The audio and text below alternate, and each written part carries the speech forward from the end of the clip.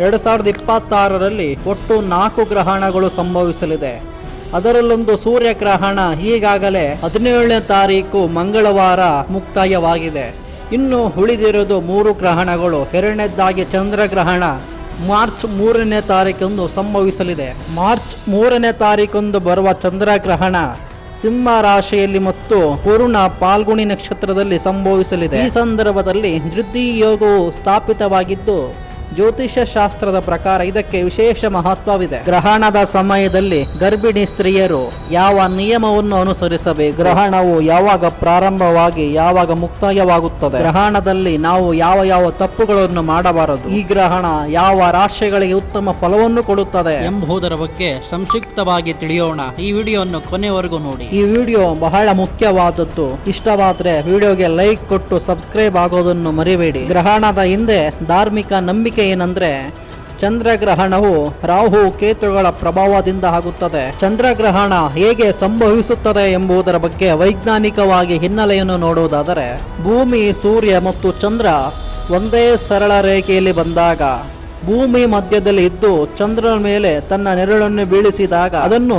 ಚಂದ್ರಗ್ರಹಣ ಅಂತೇಳಿ ಕರಿತೀವಿ. ಚಂದ್ರಗ್ರಹಣ ಯಾವತ್ತಿಗೂ ಕೂಡ ಪೂರ್ಣಿಮೆಯ ದಿನ ಸಂಭವಿಸುತ್ತದೆ. ಇಲ್ಲಿ ನಡೆಯುವ ಪ್ರಕ್ರಿಯೆಯಿಂದ ಚಂದ್ರನ ಬಣ್ಣ ಕೆಂಪಾಗುತ್ತದೆ. ಇದನ್ನು ಬ್ಲಡ್ ಮೂನ್ ಅಂತೇಳಿ ಕೂಡ ಕರೆಯುತ್ತಾರೆ. ಮಾರ್ಚ್ 3ನೇ ತಾರೀಕಂದು ಸಂಭವಿಸುವ ಚಂದ್ರಗ್ರಹಣ ಪಾಲ್ಗುಣ ಪೂರ್ಣಿಮೆಯೆಂದು ಆಗಲಿದೆ ಮತ್ತು ನಮ್ಮ ದೇಶದ ಪೂರ್ವ ಭಾಗಗಳಲ್ಲಿ ಕಾಣಿಸಲಿದೆ. ಅದರಲ್ಲಿ ಅರುಣಾಚಲ ಪ್ರದೇಶ, ಮಿಜೋರಂ, ನಾಗಾಲ್ಯಾಂಡ್, ಅಸ್ಸಾಂ, ಮಣಿಪುರ ಭಾಗಗಳಿವೆ. ದಕ್ಷಿಣ ಭಾಗದಲ್ಲಿ ಗ್ರಹಣ ಯಾವ ಸ್ಥಳದಲ್ಲಿ ಸಂಭವಿಸಲಾಗಿದೆ ಅಂದರೆ, ಕರ್ನಾಟಕ ಸೇರಿದಂತೆ ತಮಿಳುನಾಡು, ಆಂಧ್ರ ಪ್ರದೇಶ, ಮಹಾರಾಷ್ಟ್ರ ಕೆಲವು ಭಾಗಗಳಲ್ಲಿ ಈ ಗ್ರಹಣ ಸಂಭವ. ಚಂದ್ರಗ್ರಹಣದ ಸೂತಕವು 9 ಗಂಟೆಗಳ ಹಿಂದೆ ಆರಂಭವಾಗುತ್ತದೆ ಮತ್ತು ಧಾರ್ಮಿಕ ನಂಬಿಕೆಗಳ ಪ್ರಕಾರ ಸೂತಕ ಕಾಲವನ್ನು ಅಶುಭ ಸಮಯವೆಂದು ಪರಿಗಣಿಸಲಾಗುತ್ತದೆ.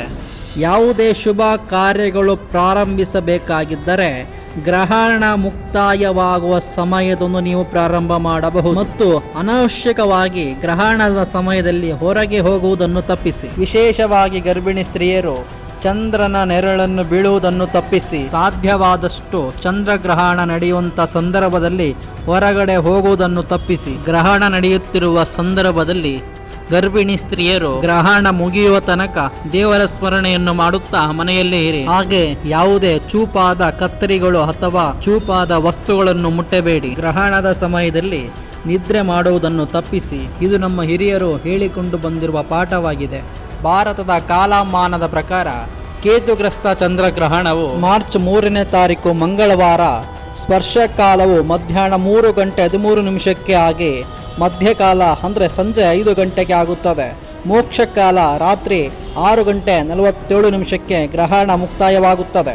ಒಟ್ಟು ಅವಧಿ 3:27 ಚಂದ್ರಗ್ರಹಣ ಸಂಭವಿಸುತ್ತದೆ. ಕೇತುಗ್ರಸ್ತ ಚಂದ್ರಗ್ರಹಣವು ಕೆಲವು ರಾಶಿ ಮತ್ತು ಕೆಲವು ನಕ್ಷತ್ರಗಳಿಗೆ ದೋಷವನ್ನು ಉಂಟು ಮಾಡುತ್ತದೆ. ದೋಷವಿರುವ ನಕ್ಷತ್ರಗಳನ್ನು ನೋಡುವುದಾದರೆ ಆಶ್ಲೇಷ ನಕ್ಷತ್ರ, ಉಬ್ಬ ನಕ್ಷತ್ರ, ಮುಖ ನಕ್ಷತ್ರಗಳು 3 ನಕ್ಷತ್ರಗಳಿಗೆ ದೋಷವಿದೆ. ಮತ್ತು ರಾಶಿಗಳನ್ನು ನೋಡುವುದಾದರೆ ಸಿಂಹ ರಾಶಿ, ಕಟಕ ರಾಶಿ, ಮೇಷ ರಾಶಿ ಮತ್ತು ವೃಶ್ಚಿಕ ರಾಶಿಗಳಿಗೆ ದೋಷವಿದೆ. ವೀಕ್ಷಕರೇ, ನಮ್ಮ ರಾಶಿ ನಮ್ಮ ನಕ್ಷತ್ರಕ್ಕೆ ದೋಷವಿದೆ ಅಂತೇಳಿ ಭಯಪಡಬೇಡಿ. ಆದರೆ ಒಂದು ಮಾತು ನೆನಪಿಡಿ, ಯಾವ ದೋಷವು ಶಾಶ್ವತವಲ್ಲ. ಯಾವ ಗ್ರಹವು ಜೀವನವನ್ನು ಸಂಪೂರ್ಣವಾಗಿ ನಾಶ ಮಾಡುವುದು. ಜೀವನದಲ್ಲಿ ಸವಾಲುಗಳು ಬರುತ್ತವೆ, ಅವು ನಮ್ಮನ್ನು ಬಲಿಷ್ಠವಾಗಿ ಮಾಡುತ್ತವೆ. ಜ್ಯೋತಿಷ್ಯ ಶಾಸ್ತ್ರ ಒಂದು ಮಾರ್ಗದರ್ಶನವಾಗಿದೆ. ಗ್ರಹ ದೋಷಗಳು ಅವು ನಿಮ್ಮ ಶತ್ರುಗಳಲ್ಲ, ಅದು ನಿಮ್ಮ ಜೀವನದ ಶಿಕ್ಷಕರಿದ್ದಂತೆ.